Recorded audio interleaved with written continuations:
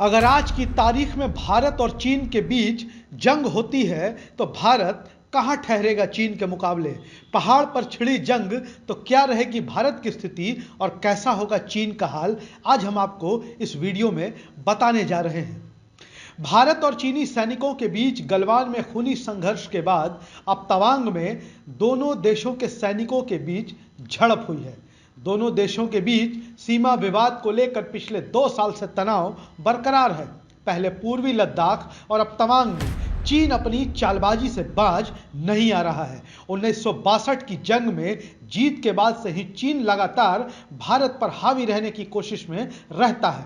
हालांकि 1962 से लेकर अब तक भारत की स्थिति में बहुत बदलाव आ गया है। अब भारत 1962 वाला भारत नहीं रहा है। भारत का कद कूटनीतिक रूप से काफी महत्वपूर्ण हो गया है। पिछले 1962 के बाद भारत कई मोर्चों पर चीन से आगे भी निकल गया है। अमेरिका, फ्रांस, जर्मनी समेत यूरोप के कई देश हैं जो भारत की कूटनीति का लोहा मानते हैं। वहीं आर्थिक मोर्चे पर भी भारत की स्थिति पहले की तुलना में काफी मजबूत हुई है। तवांग में भारत ऊंचाई पर तैनात है। ऐसे में चीन के मुकाबले भारत को बढ़त आज की तारीख में हासिल है। तवांग में पेट्रोलिंग के लिए दोनों देशों की अपनी मानी हुई सीमाएं हैं। ऐसे में इस जगह पर अक्सर चीन और भारत के बीच तनाव देखने को मिलता है। हालांकि भारतीय सेना को ऊंचाई वाले क्षेत्रों में तैनाती का बेहतर अनुभव है।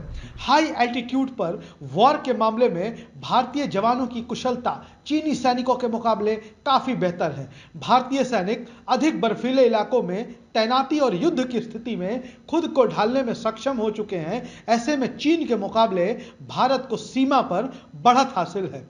रूस यूक्रेन के बीच जंग में भारत ने जिस तरीके से अपनी भूमिका निभाई है, उसने एक बार फिर से दुनिया को अपनी ताकत का एहसास करा दिया है। भारत ने इस पूरे मामले में जहां यूरोप को आईना दिखाया, वहीं अपने पुराने सहयोगी रूस को भी प्यार से समझा दिया। इसके बदले हालात में चीन और भारत के रिश्तों में जिस तरीके से तल्खी बरकरार है, क्या वो युद्ध की तरफ बढ़ रही है? विदेश मामलों से जुड़े विशेषज्ञों की माने तो उनका कहना है कि बदलते आर्थिक परिदृश्य में चीन और भारत के बीच सीधे तौर पर युद्ध की स्थिति तो बिल्कुल नहीं बन रही है। इसकी वजह यह है कि चीन ने जिस तरीके से अपनी विस्तारवादी नीति अपनाई है, पूरा यूरोप ही चीन के खिलाफ खड़ा नजर आ रहा है। हालांकि आज हम बात करेंगे कि सैन्य खर्च की स्थिति में भारत और चीन की स्थिति क्या है। बात करें सैन्य खर्च की तो चीन अमेरिका के बाद दुनिया का दूसरे नंबर का ऐसा देश है जो अपने रक्षा बजट पर दिल खोल कर पैसे खर्च करता है। बात करें अमेरिका की तो अमेरिका का सैन्य खर्च 778 अरब डॉलर है। वहीं चीन का रक्षा खर्च 253 अरब डॉलर के आसपास है, जबकि भारत अपने रक्षा खर्च पर मात्र 73 अरब डॉलर ही खर्च करता है। इस तरीके से चीन भारत के मुकाबले अपने रक्षा बजट पर 4 गुना अधिक पैसे खर्च करता है। एक रिपोर्ट के मुताबिक यदि प्रति व्यक्ति सैन्य खर्च देखें तो यहां भी चीन भारत पर भारी पड़ता है। चीन में प्रति व्यक्ति सैन्य खर्च 175.3 डॉलर है, जबकि भारत में प्रति व्यक्ति सैन्य खर्च 52.8 डॉलर है। इस मामले में इजराइल भी टक्कर देता है चीन को, क्योंकि इजराइल में भी 2507.6 डॉलर के साथ शीर्ष स्थान पर इजराइल आज की तारीख में है। अब हम बात करते हैं कि अगर भारत चीन के बीच युद्ध की स्थिति बनती है तो भारत की तैयारी क्या है।